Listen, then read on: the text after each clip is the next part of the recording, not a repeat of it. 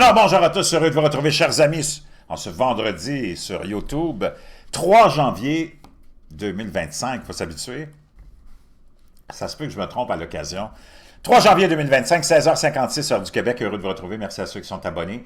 Ceux qui ne sont pas faits là maintenant, merci à ceux qui vont m'envoyer des liens, des messages toujours pertinents, intelligents et très appréciés. Merci à ceux qui vont commenter la vidéo. Dites-moi d'où vous la regardez.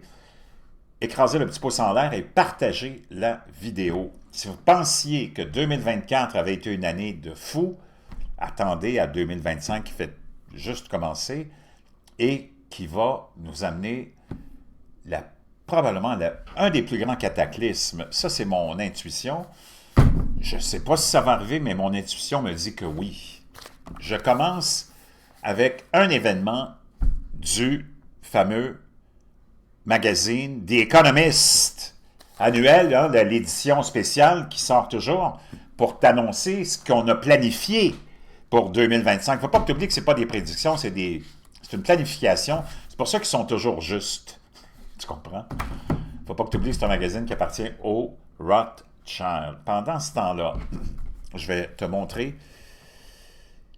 Je commence avec ça parce que je vais vous décortiquer. Il y a tellement de choses à décortiquer là-dedans. Je ne vous le ferai pas maintenant, mais je vais juste vous donner un aperçu.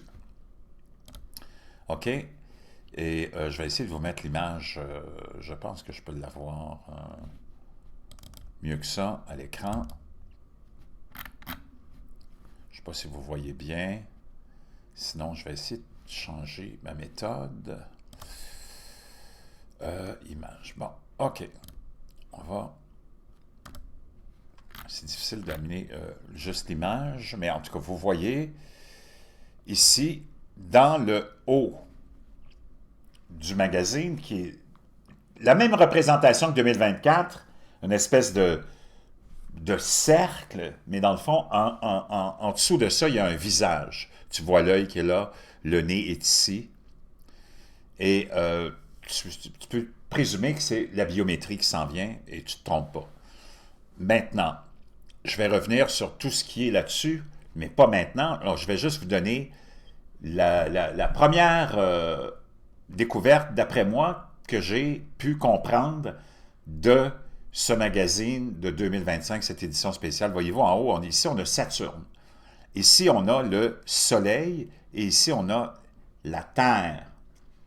Et oui, chers amis, on vient d'être frappé par une tempête géomagnétique de catégorie G4. On va aller voir ça ensemble. Et en 2024, on en a eu beaucoup de tempêtes géomagnétiques, dont une qui était une des plus puissantes depuis 20 ans, au mois d'avril à peu près, et ça avait donné lieu, vous vous rappelez, à toutes ces aurores boréales qu'on avait même vues ici au Québec, sûrement peut-être que vous les aviez vues en France aussi. Saturne.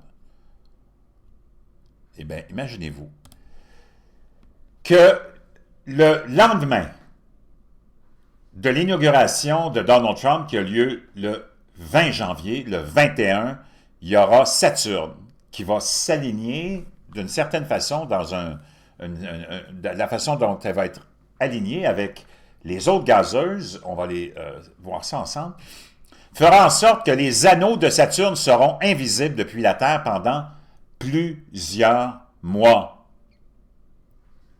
Et t'en as beaucoup qui pensent que ça peut nous amener des cataclysmes, ça a déjà eu lieu, et ça a déjà aussi affecté, c'est pas tellement le fait que tu ne vois plus les anneaux, mais le fait que des planètes alignées, comme je t'en avais parlé, les 4 gazeuses, avec la Terre derrière le Soleil, autour du mois d'octobre, et que ça nous a amené des perturbations hallucinantes. Donc, les anneaux de Saturne ne seront pas visibles pendant plusieurs mois. Donc, on a un alignement de planètes qui va faire en sorte qu'on pourrait assister à des cataclysmes. Existe-t-il des preuves scientifiques pour étayer la croyance selon laquelle un alignement planétaire peut provoquer des tremblements de terre et des catastrophes naturelles sur Terre? Bien, il y en a qui pensent que oui. Et il y en a, naturellement, qui vont penser que non. Mais quand tu fais des recherches, tu peux peut-être plus pencher pour le oui. Maintenant, si on retourne à cette image-là, qu'on voit aussi, que je vous montre ici. Donc, tu vois en haut Saturne. Pourquoi Saturne est là? Saturne aussi fait référence à Satan. OK? Donc, Saturne, tu vois ensuite ici, le Soleil et c'est un petit peu mélangeant, la Terre. OK? On s'attend, et on en a parlé tellement, les médias nous préparent à ça, à une tempête géomagnétique du type de l'événement Carrington qui pourrait nous amener dans un noir total, une noirceur totale avec un réseau électrique qui serait cramé. Imagine ce qui se passerait avec toute la dépendance qu'on a face à la technologie. Ce serait cataclysmique. Donc, si c'est là, assure-toi d'une chose, c'est que ces gens-là le savent très bien, c'est cyclique, puis que tu as peut-être 95% de chances qu'on soit frappé par une tempête très puissante dans ce cycle 25, très, très, très bizarre. J'aimerais juste te rappeler, on est dans le cycle 25 du Soleil, puis on est en 2025. Je ne sais pas, tu le sais que la numérologie joue un rôle très important dans le cosmos, dans l'univers, dans la création divine. Une tempête, 2 CME impactent la Terre, produisant une violente tempête géomagnétique de catégorie G4, deux éjections de masse coronale, produites le 29 décembre 2024, ont eu un impact sur la Terre le 31 décembre, provoquant une tempête géomagnétique sévère de type G4 le 1er janvier, donc il y a 2 jours.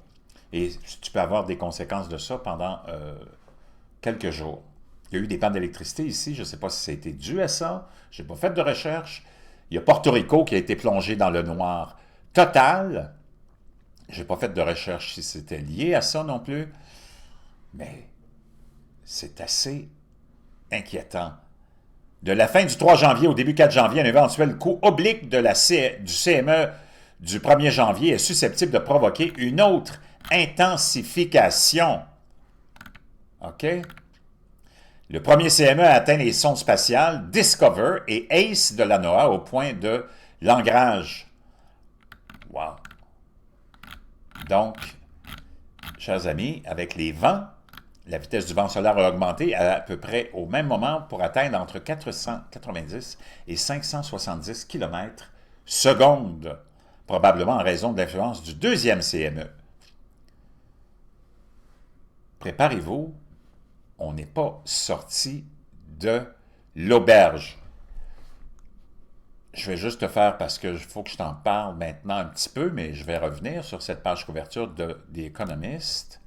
Tu peux voir ici encore la planète qui est dans un petit carré et le fond est rouge. Tu vois ici juste à côté, il y a une seringue dans laquelle tu as un liquide rouge aussi. Tu peux faire référence peut-être à ce qui nous attend. Mutation inquiétante découverte dans le virus de la grippe aviaire H5N1 isolé chez un adolescent canadien. A theme present in... Donc, est-ce que ça nous annonce quelque chose de grave? Je ne sais pas, je te laisse écouter ce qu'on raconte dans les médias depuis 2 jours. The CDC says the bird flu has mutated as a 65-year-old patient in Louisiana is suffering the nation's first severe infection. Dr. Wen, is bird flu in humans super dangerous? Well, the World Health Organization estimates that in prior outbreaks of the bird flu, that the mortality rate is 52%. 52%. Donc ici, on a le docteur Lee Anna Wen, qui en passant durant la pandémie de 2020, était toujours à côté de la traque, comme la plupart des médecins que tu voyais à la télévision, en nous conseillant toutes sortes de choses qui ne marchaient pas. OK? Tout a été expliqué très, très bien dans les dernières semaines. Là. Et depuis des semaines et des mois, tu as plein d'experts qui expliquent toutes les erreurs qui ont été commises. Peut-être pas de mauvaises intentions, mais... Et là, elle nous dit que ce taux de mortalité-là, maintenant, avec cette nouvelle variante, l'OMS nous dit qu'il est de 52%, c'est très élevé. However, in this most recent outbreak, it seems that most cases have been mild and maybe some people... Donc, elle dit dans le dernier dans le dernier éclatement, l'émergence, ça semble être plutôt plus faible, mais on s'attend à une, et oui, vous l'aurez deviné, mutation virulente. Pendant ce temps-là, les événements incroyables et bouleversants du signe noir, hein, les Américains ou les anglophones ont une expression pour des événements cataclysmiques ou dramatiques qui viennent souvent perturber soit une campagne électorale ou une société. Ils appellent ça un Black Swan Event, un signe noir qui pourrait bouleverser la vie en 2025. 15 futurologues, analystes de politique étrangère et autres pronostiqueurs proposent quelques scénarios potentiellement explosifs pour la nouvelle année. Premier, une épidémie de maladies infectieuses survient dans une petite communauté rurale. Wow! Des perturbations majeures dues à des cyberattaques, des bouleversements géologiques ou des phénomènes solaires. Ça, c'est politico. Des groupes suprémacistes blancs, ça c'est une connerie, je ne le lis même pas. L'ère de la destruction mutuelle assurée est de retour. Mouvement vers une solution à 2 États, on parle ici sûrement de la Palestine et d'Israël. Un défi au pouvoir de Poutine, bon, encore là, c'est de la salade politique, mais le plus intéressant, ce qui nous concerne, nous, qui est apolitique, parce que la politique, on laisse ça aux politiciens. D'ailleurs, j'aimerais vous rappeler que tout le délire de la politique, qui se résume à l'aile droite et l'aile gauche, ben, c'est les 2 ailes d'un même oiseau. OK? Des perturbations majeures dues à des cyberattaques, des bouleversements géologiques et des phénomènes solaires. Imagine celle-là maintenant. Et celle-là, elle est très épeurante.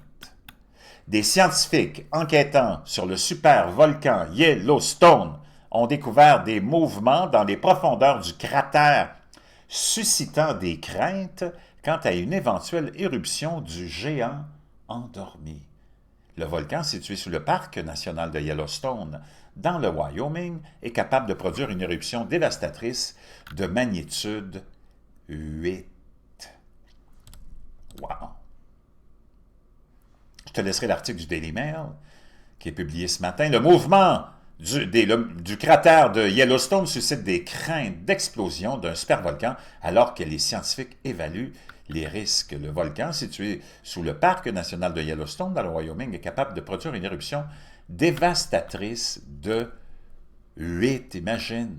Ça voudrait dire des milliers de morts sur le coup, plusieurs États inondés de lave. Que se passerait-il si le supervolcan de Yellowstone entre en éruption après 600 000 ans de sommeil? L'éruption pourrait dévaster des zones et des centaines de kilomètres. Le climat mondial se refroidirait naturellement, ce qui entraînerait des pertes de récoltes. Et lui, on a un autre volcan qui est en train de rendre les scientifiques fous, c'est le fameux supervolcan italien, qu'il ne faut pas oublier, le Campi Flegrei. Ce super volcan italien est-il sur le point d'exploser? Les champs phlegréens sont sur le point d'entrer en éruption pour la première fois depuis 485 ans, préviennent les scientifiques. Puis tu le sais, on a déjà des plans d'évacuation, je t'en ai parlé, qui sont, eh oui, déjà mis en place.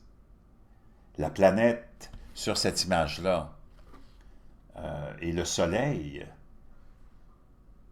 ou c'est la Terre, je ne sais pas, j'attends tes commentaires parce que ça semble être peut-être le Soleil ou la Terre, mais c'est en rouge. Et ça sent très mauvais comme page couverture. Je vais vous revenir avec plus de détails. Je voulais vous partager ça pour l'instant. Déjà, il y a tout ça à digérer. Je peux te dire une chose. Aïe, aïe, aïe, aïe, aïe.